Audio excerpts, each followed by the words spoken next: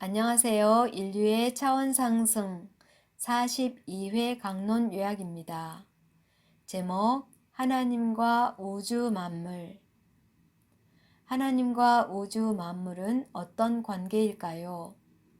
그것을 알고 이해하려면 우리 부모와 형제, 가족 관계를 생각해 보면 이해할 수 있을 것 같습니다. 가족 관계를 살펴보면 부모가 있고 맏이가 있고 둘째가 있고 또 막내가 있습니다.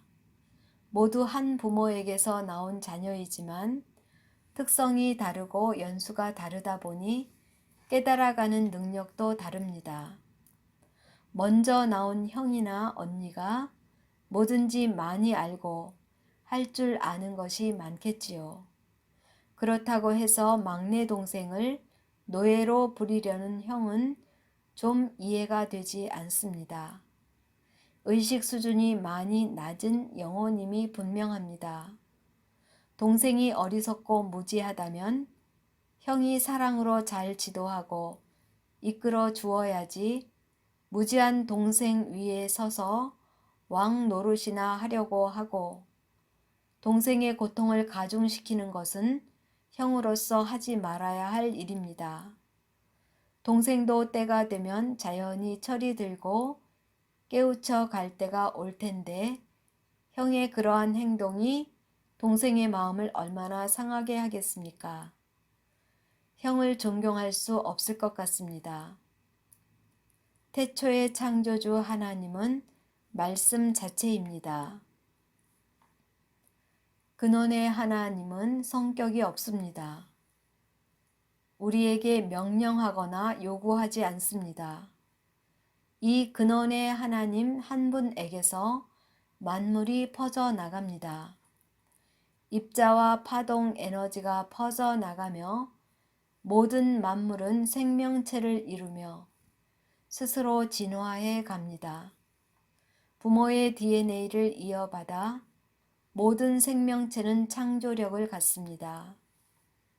우리 영혼이 육신을 입고 살아가는 이유는 육의 생활을 통해 사랑을 알아가며 깨달아가기 위함입니다. 사랑을 알지 못하고 깨닫지 못한다면 지구에서의 삶은 의미가 없습니다. 고통만 가중될 뿐입니다. 많은 사람들과의 생활 속에서 사랑을 배워가고 실천해보고 그 속에서 깨달아 가기 위해 우리는 지구 학교에 왔습니다. 우리는 먼저 나간 자들을 신이라 부릅니다. 그들은 고도의 과학 문명을 이용하여 미개하고 아직 어린 지구인을 노예화하여 자신의 명령에 굴복시키려고 합니다. 그들은 그동안 쌓은 노하우를 가지고 자신보다 아래 차원을 지배하기 위해서 종교를 만듭니다. 이것이 어둠의 세력으로 지금까지 이 땅을 지배해 왔습니다. 지구는 그들보다 늦게 형성되어 모든 것이 그들보다 미개하며 먼저 된 자들의 지배를 받게 되며 노예와 같은 생활을 하게 되었습니다. 그러나 우주의 형들 가운데에는 사랑이 충만한 영혼들도 있습니다. 의식 수준과 차원이 높아질수록 지배욕은 사라지고 순수한 사랑에 가까이 갑니다. 그 차원 높은 영혼들은 지구인들이 종교에 사로잡혀 노예와 같이 사는 것을 안타깝게 생각하며 그곳으로부터 해방되어 보다 자유롭게 물질 체험을 하며 영혼의 성장이 이루어지기를 바라는 마음으로 채널러를 통해 메시지를 보내고 있습니다.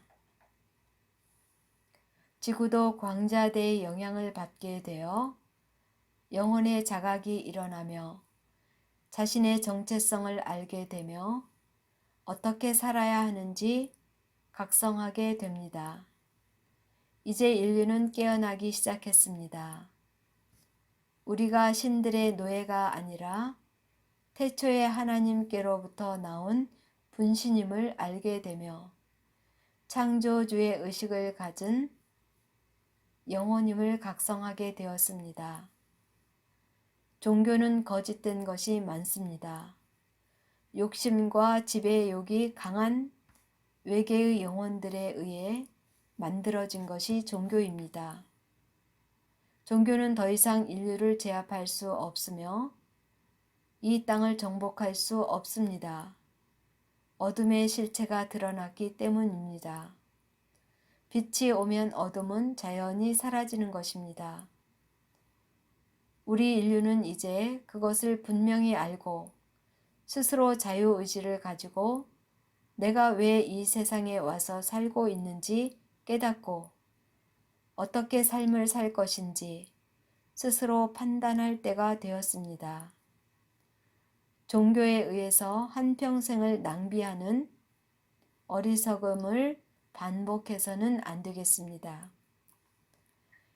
인류의 차원 상승은 이러한 의식을 일깨워 주기 위한 노력이며 창조주의 사랑입니다. 감사합니다.